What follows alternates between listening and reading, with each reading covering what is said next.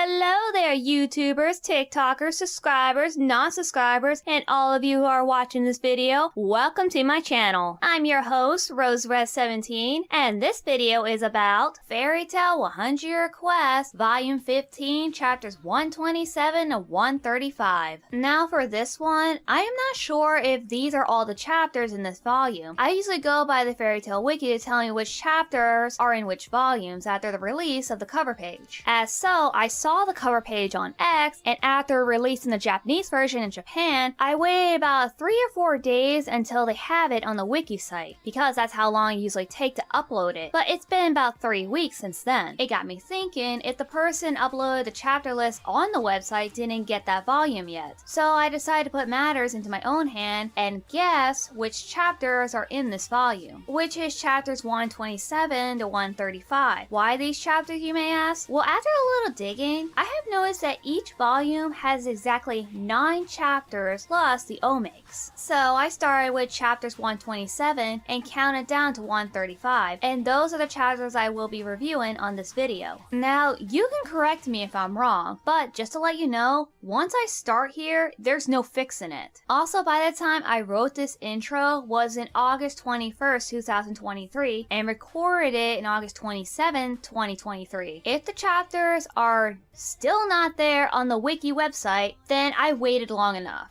But if it shows me the correct amount of chapters and I was wrong, then let's forget this whole conversation about that, alright?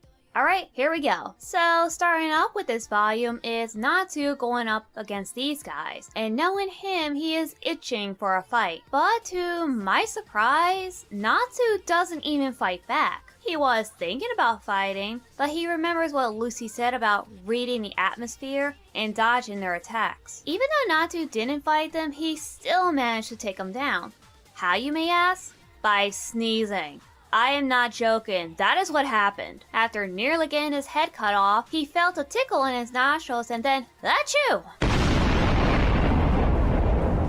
Jesus, Natsu doesn't even try and he still blows things up. And that includes the members of this guild. Meanwhile, Urza and Jala are still stuck inside the box and her armor keeps hitting him in the chin. So she equips into her birthday suit. But of course, they both get flustered, and so Urza re-equipped into something more suitable, and they both realize that they can still use their magic while they're still inside, and think of a way to get out. Now for Gray, Wendy, and Carla, as they're being followed by Sai, and later transform them into jewels, and somehow they end up inside a store. Now as for Happy and Lucy, they get knocked out and tied up. Okay. What the hell happened here? I mean, Lucy could have put up a fight. Also, why is she barefooted? Is that like an illustration error or something? Or maybe there was a fight and had to cut short for some reason. Anyway, moving on. Back at the inn, Natsu seems to be the only one who made it back. Even Sting is surprised that Natsu made it back on time. The members of Sabertooth starting to worry as they figure that something is wrong. But Minerva is getting the idea that Fairy Tail is being watched by Gold Owl with the help of the city. And Natsu remembers from one of the guys saying that they're supposed to bring him back. Natsu gets the idea that his guildmates were captured, and so he rushes to go after them, but then Sting and the others stopped him as they're willing to help him out. It's about time. I have been waiting for so long to see my girl Yukino in action again. Don't judge me, okay? I love Yukino, and just like Natsu, I love her like she's my own child. Natsu, Sting, and Rogue found the guy who attacked Natsu earlier and demand to get some answers from him. He told him that the guild from Gold Owls was the one that ordered them to kidnap the wizards from Fairy Tail. Natsu demands to know the location of their guild, and once he gets his answer, he plans on taking off. But then Minerva stops him as she wasn't pleased by his method, as she figured that the guy didn't tell them everything. So her, Sting, and Rogue use their methods to get more answers from him. Yeah, that's the old Minerva from Grand Magic Games. And those three started to get physical with everything, and physically beating the living out of all these people. Like, damn. Even Natsu's giving out that look saying, what the fuck? And this is the one guy who accidentally destroys his own guild on a daily basis. Natsu calls out to them for wanting to go wild. Okay, I personally don't think he has any rights considering his reputation, but luckily this hypocrism of him goes away quickly after Sting calls him out. I usually can't stand hypocrites or that people that are being hypocritical, but I am fine for those who get called out for it and gets punished for that. And that is why I'm willing to forgive Natsu because he gets called out by Sting. And speaking of Sting, what the hell's going on with him? I know he always admired Natsu and always looks up to him, but the way he's been acting in the series, it's like Sting has a man crush on him or something. I mean, he wasn't this needy around Natsu in the original series, right? Please let me know your thoughts in the comments below. Now on with the chapter, the team managed to get the location of the other members thanks to Sabretooth's methods, and Natsu felt he was with his own team. Minerva is being Urza, Yukino is Lucy, Froge and Lecter are Wendy and Carla, Rogue is Gray, and Sting is Happy? And we get this cute panel of everybody dressing up, and I think it's adorable. But then Natsu told Sting to say "ai" like Happy does. Sting refused, but does it anyway after Natsu gives him a fish. Wow, you'll do anything for Natsu-sama, will ya? Now back to the topic of saving Natsu's teammates, as Rogue told Natsu to stop messing around. But Natsu isn't worried about them even back at the end. But he does suggest that they were caught off guard, but he knows not to underestimate them. They all agree that all of his members can't handle themselves, except for Happy and Lucy as Lecter brought them up. But Natsu doesn't agree with Lecter until Sting said something that makes Natsu picture this in his head. While Natsu goes springing full speed to save Lucy and Happy, he asks Yukino and Sting to follow him, leaving Minerva and Rogue to find the others. Urza and Jala are found stuck in a picture frame inside the house of this creepy old man within a forest called Del Tora. They learn that they can't use their magic due to the power of alchemy, and he plans on using their magic for alchemical materials. Meanwhile, with Natsu, Yukino, and Sting running towards where Happy and Lucy are, while Natsu keeps picturing fan service of Lucy in his head.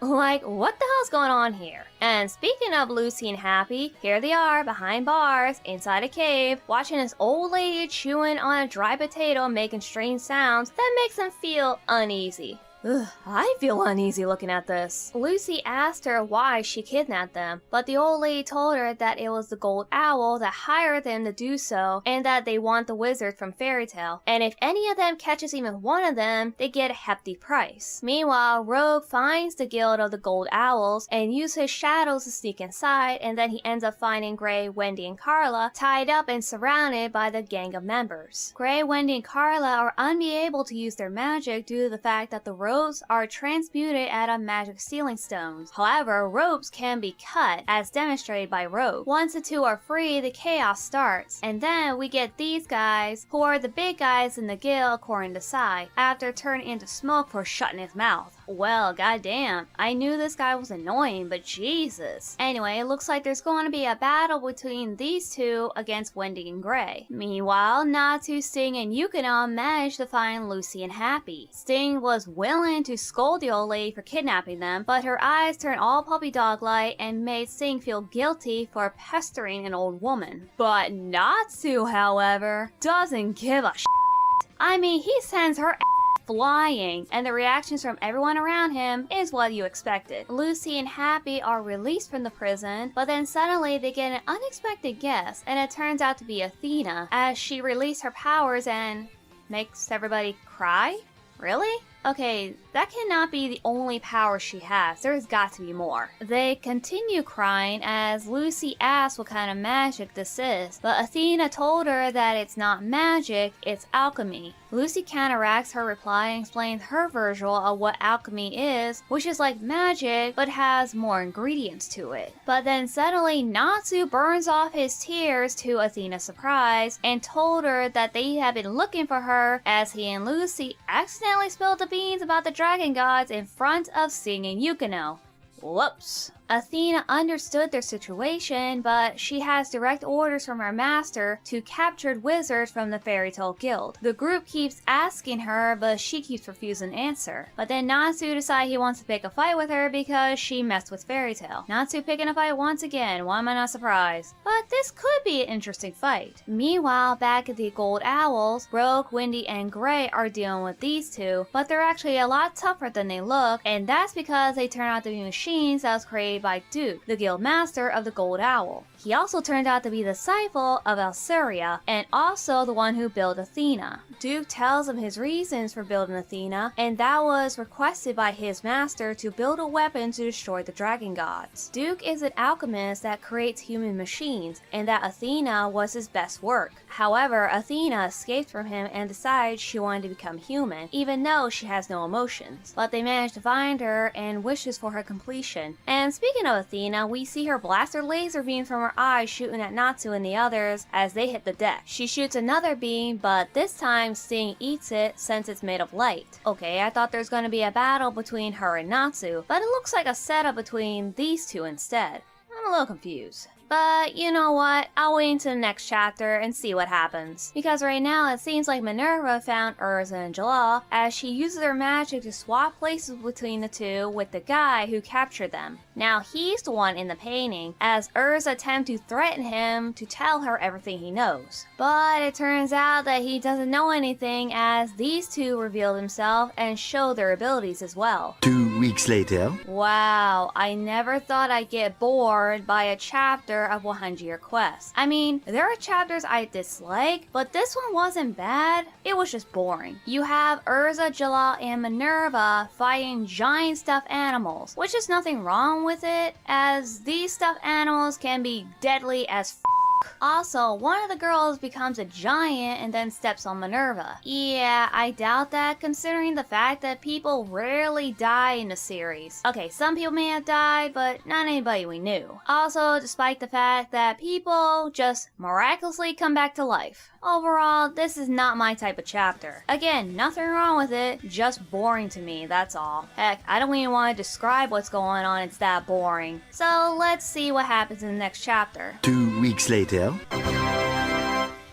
Okay, this one makes it less boring. So after Minerva survived that stomp, she ends up inside the giant woman and blew her up from the inside, only to discover later that it wasn't her real body, and then she turned them into plush dolls in the shape of animals. Well, they're in a predicament now, because they can't use their magic and they're being hunted down like animals. Later on, Gray, Rogue, and Wendy learn more about Duke's plan, and why they want Fairy Tail to help him. They refuse to help, but according to him, they don't have much of an option, and it's not just any wizard they want dragon slayers. So Wendy and Rogue get their magic sucked out of them. Now with Natsu's crew facing Athena, she commented on Sting and planned on scolding him to join the rebellious. Sting is flustered and then brags to Natsu about being more famous than he is on the continent. But that prideful expression goes away as soon as there's an announcement that Natsu is the most famous dragon slayer in all of Ishgard. But Natsu doesn't seem to care about that and goes in for the attack. But then, Athena starts to drain both him and Sting of their magic, and now Lucy and Yukino rushes in to help them. Oh, okay, I like where this is going. I am curious how these two are gonna handle Athena, but it would be quite interesting. Although I will say, they may not be strong enough to take her down, they at least could get some hits on her or something. But I'll just have to wait and see. 1 eternity later.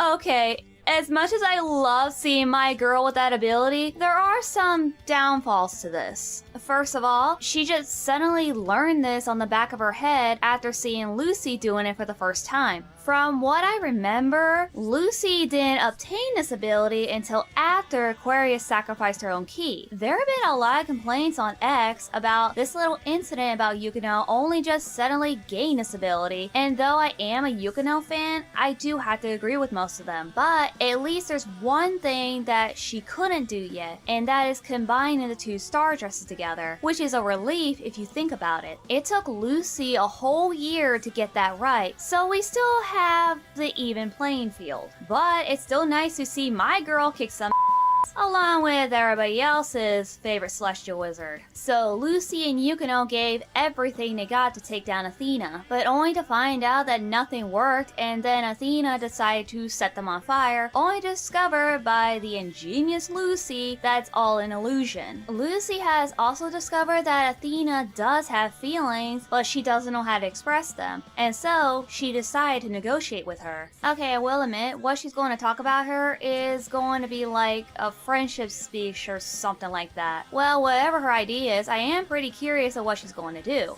After all, Lucy is the brains in the group, so in the end, it's really not much of a big surprise. So Lucy's negotiation with her is that she wants her to become friends and have her understand feelings, and also have her understand that she does have emotions. So she has Athena choose for herself despite having orders from her master. Okay, yeah, this is actually a much better way than just fighting her off. What Athena ever wanted is to have emotions, to have feelings, but thanks to Lucy, she might have, and she might actually work with them instead of against them. But in the end, however, she gets killed off. Why? Because her master thinks she's a dunce now for experiencing emotions.